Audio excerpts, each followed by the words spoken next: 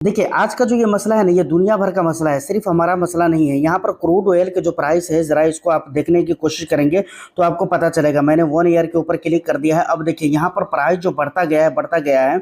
यहाँ पर देखेंगे आप सर, यहाँ पर ये लेवल जो रहा है ना, ये एक लेवल रहा है 70 और 80 के बीच में, ये एक लेवल रहा है। लेकिन 70 और 80 के बीच से ये जंप करता हुआ मैं आपको बताऊँ कि देखिए ये यहाँ पर इसको ज़रा सेट करने में मुझे टाइम लगेगा, खैर कोई दिक्कत नहीं है। मैं आपको जो दिखलाना है, देखिए यहाँ पर 74 रुपये 84 74 रुपये का जो ये एक लेवल रहा है, इस लेवल को क्रॉस किया है। और ये लेवल कब क्रॉस हुआ है देखते हैं। देखिए 5 मार्च का यहाँ पर दिखलाया जा रहा है, ठीक है ना।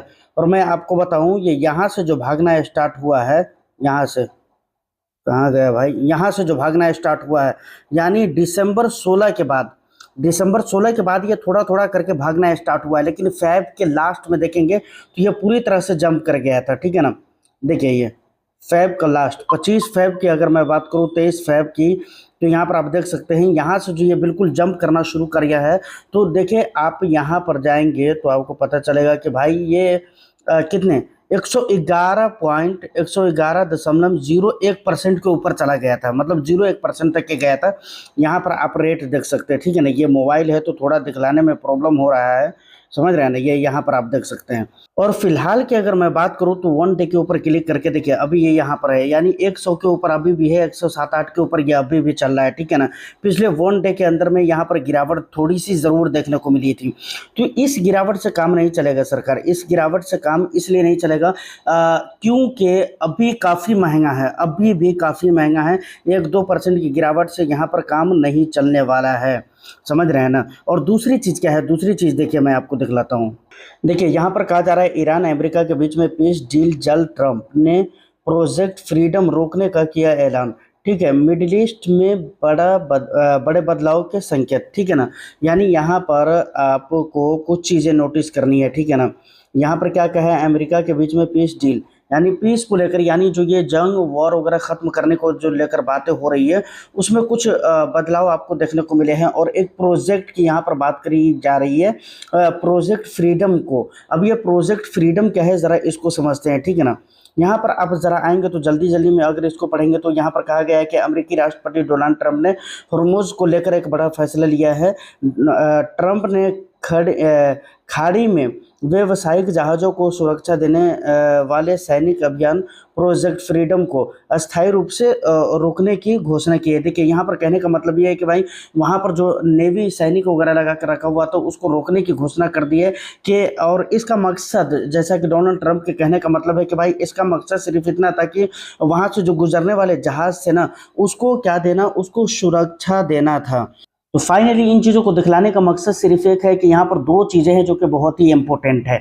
एक क्रूड ऑयल का प्राइस, ब्रेंट क्रूड ऑयल का प्राइस, और दूसरे नंबर पे आ जाता है कि भाई स्ट्रेट ऑफ हॉर्मुज़ के लेकर जो बातें हैं। एक तरफ से जो ये दावा कर रहा है भाई ईरान के वो हमारे कब्ज़े में है और हम उस पर जैसा कहेंगे वैसा करना पड़ेगा। उसके अलावा उसको हम मतलब अपनी मर्ज़ी के साथ खोलेंगे और अपनी मर्ज़ी के साथ नहीं भी खोलेंगे, ठीक है ना। किनके लिए वो ओपन रहेगा, किनके लिए बंद रहेगा, ये तमाम चीज़ें। और इसके अलावा जो भी डिसीजन होंगे स्ट्रेट ऑफ हॉर्मुज़ के ऊपर, वो सारे डिसीजन ईरान लेंगे, ये कहना है ईरान का, ठीक है। और दूसरी तरफ से नेवी ब्लॉकेज जो लगाया गया था यूएस की तरफ से, वो कहते हैं कि भाई यहाँ पर नेवी ब्लॉकेज को लेकर भी, मतलब ऐसा नहीं कि बिल्कुल हटा दिया जाएगा, लेकिन वहाँ पर जो एक फ्रीडम की बात की गई है, प्रोजेक्ट फ्रीडम प्रोजेक्ट के बारे में, तो वहाँ पर ये कहा गया है कि भाई यहाँ पर कुछ नेवी ब्लॉकेज इसलिए भी थे और नेवी हमने इसलिए भी लगाए थे कि वहाँ पर जो है ना, उनका काम था कि वहाँ से गुजरने वाले जो व्यावसायिक जहाज़ है उनको सुरक्षा देना, कि उनके ऊपर कोई ख़तरा ना हो सके, उनके ऊपर किसी तरह की कोई बमबारी ना हो सके। तो कुल मिलाकर अब कहना यह है कि भाई स्ट्रेट ऑफ हॉर्मुज़ आज भी बंद है और अभी इन दोनों के बीच में बातें चल रही है, पीस डील की बातें हो रही है कि भाई यहाँ पर मिलाप हो सकते हैं। और उसके अलावा एक सेक्रेटरी है जिसका नाम मेरे माइंड में अभी आ नहीं रहा है, ठीक है ना। उस बंदे ने कुछ दिन पहले एक ऐलान भी किया था कि भाई हमारा जो मतलब वॉर वगैरह का मामला है उसमें हमने कामयाबी पा ली है, बहुत हद देखिए, और ये तमाम तर चीज़ें जो है अब ख़त्म कर दी जाएगी। लेकिन अंदरूनी तौर पे अगर देखा जाए तो तमाम तर दबाव है ही है। ये अलग बात है कि वो अपने सोशल मीडिया के ऊपर क्या पोस्ट कर रहे हैं, अपने साइट्स के ऊपर क्या पोस्ट कर रहे हैं, इससे मतलब नहीं आता है, ठीक है ना। डोनाल्ड ट्रंप ने भी ट्रूथ सोशल के ऊपर पोस्ट करके बहुत लंबी लंबी बातें की है, बहुत बड़ी बड़ी बातें की है कि भाई हम पीस डील करेंगे, हमारे बीच जो चल रहा है ये तमाम तो चीज़ों को हम ख़त्म करेंगे। लेकिन ऐसा अभी मेरे समझ में कुछ नहीं है, ठीक है। कुछ हद तक ये पहले से नरमी ज़रूर है, इसमें कोई डाउट नहीं है। लेकिन ये जो कहने की बात है कि भाई ये पूरी तरह से ख़त्म हो जाएगा, ऐसा अभी कुछ होने वाला नहीं है, ठीक है ना। क्योंकि देखिए, एग्रीमेंट एक दूसरे को मान नहीं रहे लोग, और बगैर एग्रीमेंट के इसमें से कुछ भी बात बगैर एग्रीमेंट के हो ही नहीं सकते हैं, समझ रहे हैं ना। बगैर एग्रीमेंट, अब ईरान को देख लीजिए, वो अपने एग्रीमेंट रख रहे हैं कि भाई हमारी ये शर्तें, ये टर्म्स एंड कंडीशन है। अब उस पर उसका एग्रीमेंट नहीं आ रहा है, यूएस का एग्रीमेंट नहीं आ रहा है, समझ रहे हैं ना। जो भी इसके कंडीशंस है उस पर यूएस का एग्रीमेंट नहीं है, और यूएस का जो भी टर्म्स एंड कंडीशंस है इस पे ईरान का एग्रीमेंट नहीं जा पा रहा है। तो ये चीज़ें अभी ख़त्म नहीं होगी, इसमें अभी समय लग सकता है। दूसरे नंबर पे आपको जो समझने की ज़रूरत है, crude oil, Brent crude oil के प्राइसेस जो हैं वो ज़मीन से आसमान छू रहा है। सोचे एक टाइम था जब 90 रुपये का था, कितने का, 90 रुपये का था क्रूड ऑयल। उस समय पे अगर 1-2 रुपये बढ़ जाता तो हमें ऐसा लगता था कि भाई बहुत ज़्यादा बढ़ गया है, समझ रहे हैं ना। और आज के दिन में देखिए आप, 100 नहीं, 90 से 95 गया, 95 से 100 गया, और 100 से 105, 110 को भी पार कर दिया, समझ रहे हैं ना। और आज के डेट में 108, 110 या पिछले एक दिन के अंदर गिरावट हुई है, वहाँ पे लगभग 2% या कुछ परसेंट की गिरावट हुई है। फिर भी तो 100 से पार है ना, 100, 105 से ऊपर है। तो सोचे कि आज की डेट में ये हाल होकर रखा हुआ है क्रूड ऑयल का। और एक बात मैं आपको और बताता हूँ, जब तक क्रूड ऑयल के अंदर सस्ताई नहीं आती है, जब तक ये इन्फ्लेशन कम नहीं होता है, तब तक दुनिया के इन्फ्लेशन के जो नंबर है ना वो बढ़ते जाएंगे। अभी अगर मैं भारत की बात कर लूँ तो भाई भारत के अंदर किस तरह से महंगाई बढ़ रही है आपको पता ही है। अभी गैस की महंगाई बढ़ी है। देखिए, बात यह है ना कि हमको कब पता चलता है, जब बातें खुल जाती है और पानी जब सर से ऊपर गुजरने लगता है ना, तब जाकर हम किसी चीज़ को नोटिस करते हैं। ये हमारी आदत बन चुकी है। तो ऐसा आप ना करें, बल्कि कुछ डेटा पॉइंट होते हैं जिनको आपको देखने की ज़रूरत होती है। आज हमारे यहाँ आप देखिए महंगाई, गैस की महंगाई, गैस सिलेंडर की मैं बात कर रहा हूँ, उसकी महंगाई 995 या 900 कुछ रुपये एक दिन के अंदर, मतलब ऐसा बढ़ गया। सोचे कितना ज़्यादा बढ़ गया था।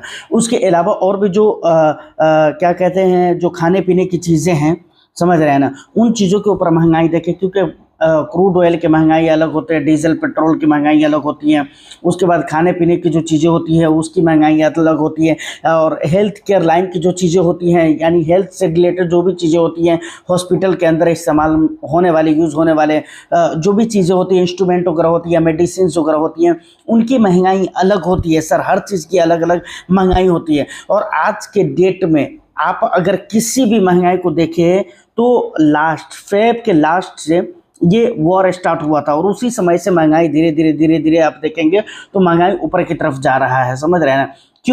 क्यों हर जगह पे महंगाई बढ़ रही है? रीज़न ये है कि भाई हर चीज़ें महंगी हो रही है। क्योंकि मैंने बहुत दिन पहले 1-2 वीडियो में मैं आपको बता चुका हूं कि भाई जब क्रूड ऑयल महंगे होंगे तो हमारे इंपोर्ट एक्सपोर्ट महंगे हो जाएंगे, और जब इंपोर्ट एक्सपोर्ट महंगा होगा तो समझो कि उसकी मार और उसका असर हमारे पॉकेट के ऊपर, आम इंसानों के पॉकेट के ऊपर पड़ने वाला है।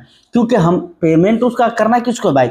हमको करना है, आपको करना है। ऐसा थोड़ी कि गवर्नमेंट कहीं और से चोरी करके लाकर और तब जाकर पेमेंट करती है, नहीं। हमारे पैसों से, आपके पैसों से वो पेमेंट किए जाते हैं। और कोई भी इन्फ्लेशन जो देश के अंदर चल रहा हो उसका सामना देश के वासियों को ही करना पड़ता है। इस बात को आप याद रखिए। अब इन द एंड इन्वेस्टर्स के मन में एक पॉइंट है जो कि नोट आउट होना ही चाहिए, और उसको आपको याद रखना ही चाहिए, समझ रहे हैं ना। वो क्या है? अगर आप बहुत जल्दी के मामले में कि भाई जल्दी में अगर आपको ऐसा लगता है या दिमाग में कहीं इस तरह की सोच है कि भाई जल्दी में ये ख़त्म हो जाएगा, वार वगैरह के जो मामले हैं वो समाप्त हो जाएंगे, तो ऐसा नहीं हो सकता है। ये पॉसिबल है, मैं ये नहीं कह रहा हूँ कि इम्पॉसिबल है, लेकिन ऐसा न भी हो सकता है। मैं क्यों बोल रहा हूँ ऐसा? इसलिए बोल रहा हूँ क्योंकि देखिए, रसिया और यूक्रेन का जो वार स्टार्ट हुआ था, तो सोचे आज उसके 6 साल कंप्लीट हो चुके हैं, ठीक है ना। 5 साल 6 साल उसके हो चुके हैं, लेकिन अभी भी समाप्त नहीं हुआ, अभी भी पता नहीं कब तक चलेगा। तो जब ये स्टार्ट हुआ था तब तक तो पता नहीं चल रहा था, और उस समय लोगों को ऐसा नहीं लग रहा था कि भाई ये वॉर इतना लंबा समय जा सकता है, इतना लंबा समय खींच सकता है। लेकिन देखिए देखते देखते में 5 से 6 साल गुजर गए और पता नहीं चला। तो अगर आप बहुत जल्दीबाजी में हैं, अगर आपको लग रहा है कि जल्दी जल्दी में ये चीज़ें ख़त्म हो जाएंगी, तो ऐसा नहीं है। ये चीज़ अपने दिमाग में बैठा लें और अपने इन्वेस्टमेंट को उसी हिसाब से करें कि आने वाला समय में अगर ये बहुत लंबा खींच गया है या बहुत लंबा चल गया तो हमारे इन्वेस्टमेंट के ऊपर बहुत ज़्यादा फ़र्क नहीं पड़ने चाहिए।